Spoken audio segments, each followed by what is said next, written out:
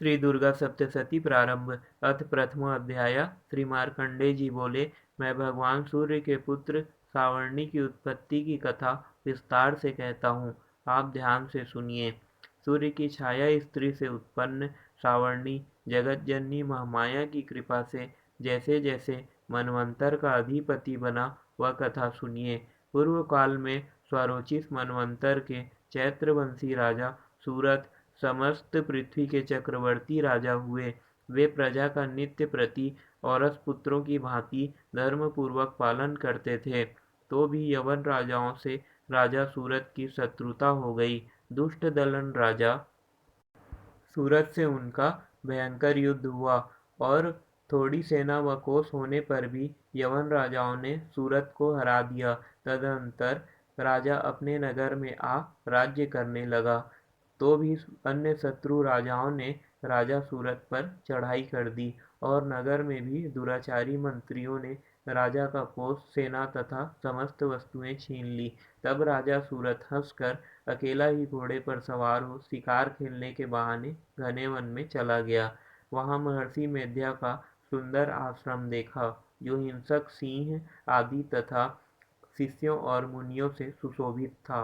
वहां बैठे हुए महर्षि मेध्या को राजा सूरत ने नमस्कार किया और मुनि से उचित सत्कार प्राप्त कर कुछ काल तक इधर-उधर विचरता हुआ इसी आश्रम में रहा। कुछ समय के उपरांत फिर वह अपने राज्य तथा प्रजा के संबंध में चिंता करने लगा कि जिस राज्य को मेरे पूर्वजों ने भली भांति चलाया और प्रजा का पालन किया, वह आज मुझसे रहित हो गया। वे दुष्ट भृत्यगण राज्य का संचालन धर्म नीति के अनुसार कर रहे होंगे या नहीं, और मेरा प्रधान हाथी भी उन शत्रुओं के वश में न जाने क्या क्या कष्ट भोगता होगा। और जो आज्ञाकारी अनुचर नित्य प्रति प्रसन्नता पूर्वक धन और भोजन प्राप्त करते थे, अब उन दुष्ट राजाओं के आश्रय में रहकर कष्ट पाते होंगे। और मंत्रीगण राजकोष को कुमार्ग में व्यर्थ ही अपव्यय करते होंगे। जो धन मेरे पूर्वजों ने बड़ी परिश्रम से संग्रह किया था, नष्ट हो गया होगा। इस प्रकार वह राजा राज्य की सभी बातों की चिंता करने लगा। कुछ समय पश्चात एक दिन महर्षि मेध्या के आश्रम के समीप एक वैश्य को आते देखकर राजा ने उस वैश्य से पूछा, अरे भाई, तुम कौन हो और यहाँ क्यों आए हो? तुम्हारा मलिन मुख शोक युक्त क्यों दिखाई देता है? इस प्रकार राजा सूरत की बातों को सुनकर उस वैश्य ने राजा सूरत से कहा, हे राजन, मैं समाधि नाम का एक वैश्य हूँ। मेरा जन्म धनवान कुल में हुआ।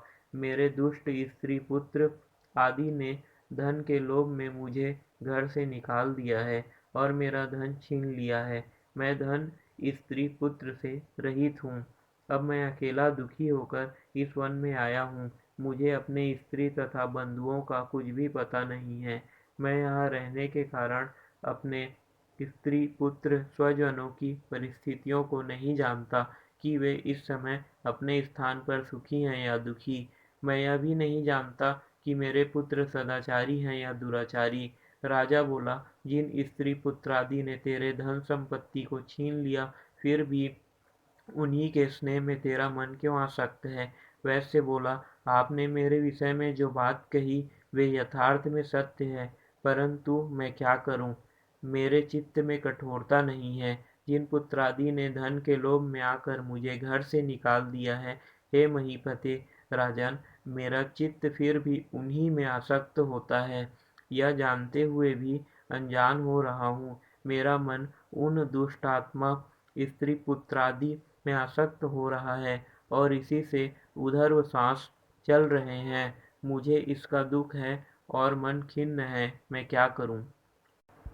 इन स्वजनों के निष्ठुर होने पर भी मेरे मन में उनके प्रति प्रेम।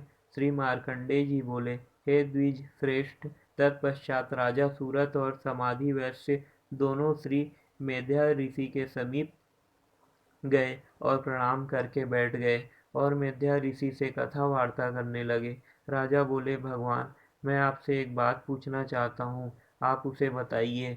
हे महाराज, मेरा मन वश में नहीं है। इससे मुझे दुख है। छीने हुए राज्य तथा स्त्री पुत्र बांधवों की ममता मुझे अभी तक बनी हुई हैं। हे मुनिश्रेष्ठ, यह जानते हुए भी क्यों मेरा स्नेह अज्ञानियों की भांति उनसे विशेष बनता जाता है, और इस समाधि वैश्य को इसके स्त्री पुत्रादि ने त्याग दिया है तथा इसे घर से निकाल दिया है, यह भी उनमें अत्यंत आसक्त रहता है। इसी तरह हम दोनों बहुत दुखी हैं। हे महाभाग, उनके दोषों को जानते हुए भी हम दोनों का हृदय उनके प्रति मोह में आसक्त रहता है। इतना ज्ञान होते हुए भी ऐसी ममता क्यों है? हम दोनों को अज्ञानियों की भांति मूढ़ता क्यों उत्पन्न हो रही है? महर्षि मेध्या ने कहा, हे महाभाग, विषय मार्ग का ज्ञान समस्त जीव जंतुओं को है। इसी प्रकार विषय भी उसके पृथक पृथक होते हैं। कोई प्राणी दिन में नहीं देखते, कोई रात्रि में नहीं देखते, और कोई जीव दिन रात्रि में समान दृष्टि से देखते हैं। सभी पुरुष ज्ञान युक्त हैं, यह सत्य है, इसमें संदेह नहीं। केवल इनमें ही नहीं, सभी पशु पक्षी मृगादि में भी मनुष्य की भांति ज्ञान होता है। वह स्थूल ज्ञान है, जैसे मनुष्य में आहार आदि की इच्छा उत्पन्न होती है, वैसे ही पशु पक्षी में आदि में भी आहार विहार निद्रा तथा मैथुन की इच्छा उत्पन्न होती है। ज्ञान होने पर भी पक्षियों को तो देखो, ये स्वयं भूखे होने पर भी मोहवश अपने बच्चों की चोंच में स्नेह से दाना डालकर प्रसन्न होते हैं। मनुष्य भी अपने पुत्र पौत्रों के साथ इसी प्रकार व्यवहार करते हैं, किंतु वह पालन पोषण का बदला लेने की इच्छा से कि जब हमारी वृद्धावस्था आएगी तब हमारा पालन वे करेंगे। हे नरश्रेष्ठ, क्या हम तुम नहीं देखते, पुत्रादि उनका भरण पोषण न भी करे तो भी माता पिता तो करते ही हैं, क्योंकि विश्व की स्थिति को रखने वाली महामाया के प्रभाव से मोह के गड्ढों में डाल दिए गए हैं। इसमें कोई आश्चर्य की बात नहीं है, क्योंकि यह भगवान विष्णु की योग निद्रा है, जिससे संसार मोहित हो जाता है। यही भगवान की महामाया है। यह भगवती देवी बड़े बड़े ज्ञानियों के चित्त को बलपूर्वक खींच कर मोह में डाल देती है। इस देवी ने ही चराचर विश्व को उत्पन्न किया है, और यही देवी प्रसन्न होकर भक्तों को वरदान देती है, जिससे मुक्ति की प्राप्ति होती है। यही मुक्ति की परम हेतु और सनातनी ब्रह्म ज्ञान स्वरूपा विद्या है। यह भगवती ही सांसारिक बंधनों की हेतु तथा सर्वेश्वरी हैं। राजा बोले, हे भगवान, आप जिसे महामाया कहते हैं वह कौन सी देवी हैं? द्विज, वह देवी कैसे उत्पन्न हुई और उनका क्या कार्य है? उनके स्वभाव, स्वरूप, उत्पत्ति आदि के विषय में जानना चाहता हूँ, सो आप सभी वृतांत मुझे सुनाइए। ऋषि ने कहा, वह जगन मूर्ति नित्य है और सब चराचर में व्याप्त हैं, तथापि उनकी उत्पत्ति अनेक भांति से है। उस कथा को तुम मुझसे सुनो।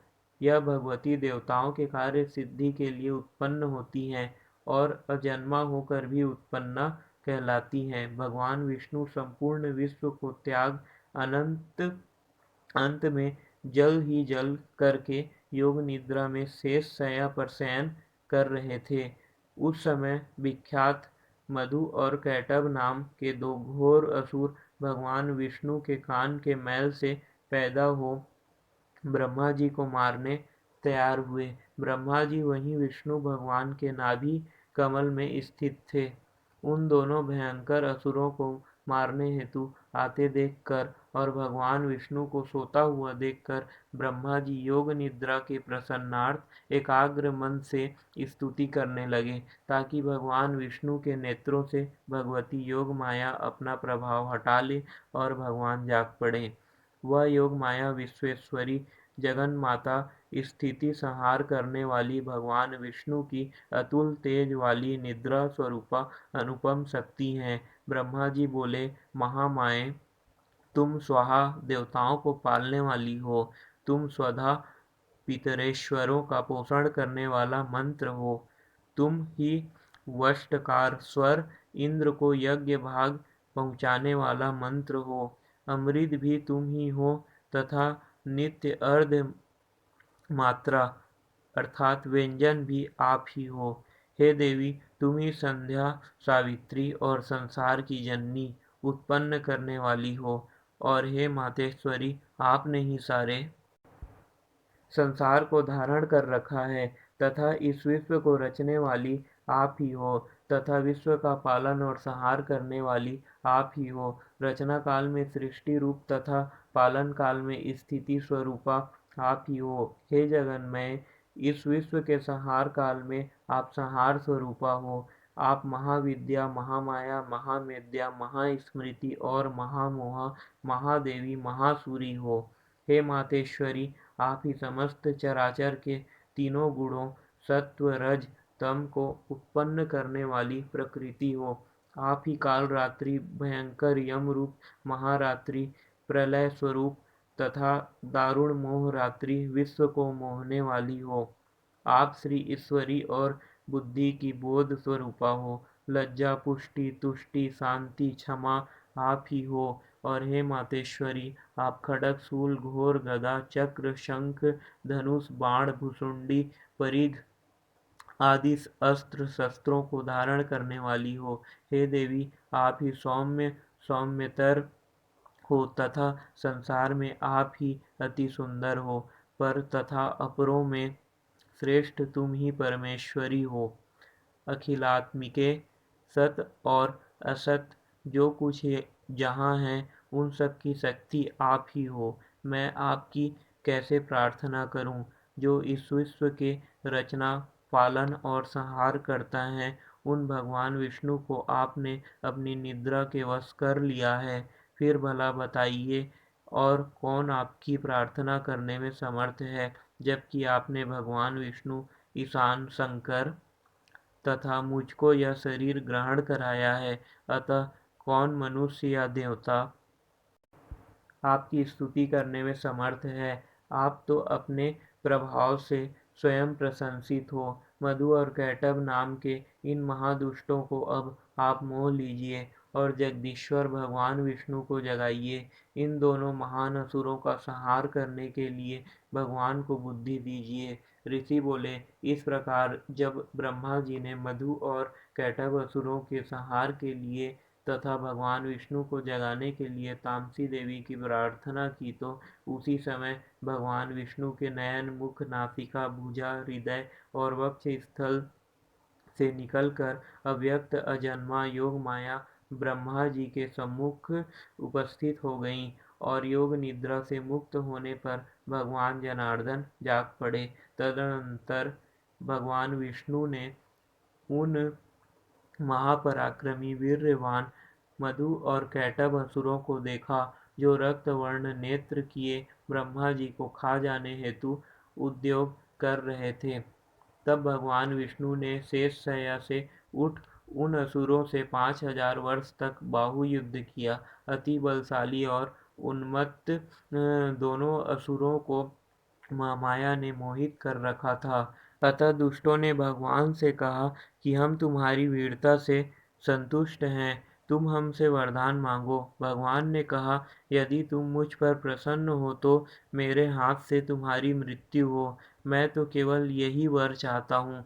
ऋषि ने कहा, इस भांति जब भगवान विष्णु ने उससे यह वरदान ले लिया, तो वे भगवान से कहने लगे कि हमें सर्वत्र जल ही जल दिखाई देता है, इसलिए हे भगवान, हमारा वध उस स्थान पर कीजिए जहाँ पृथ्वी पर जल न हो। ऋषि मेद्या ने कहा, तब शंख, चक्र, गदा धारण किए भगवान विष्णु ने उनसे तथास्तु कह दोनों के सिर अपनी जांघों पर रखकर चक्र से काट दिए। इस प्रकार यह महामाया देवी श्री ब्रह्मा के स्तुति करने पर स्वयं प्रकट हुई थी। हे राजन, मैं अब उनके प्रभाव का वर्णन करता हूँ, तू ध्यान से सुन। श्री मार्कंडे पुराण में सावर्णिक मनवंतर के कथा के अंतर्गत देवी महात्म्य का पहला अध्याय समाप्त। जय माँ आदि शक्ति, माँ दुर्गा माता जी की जय।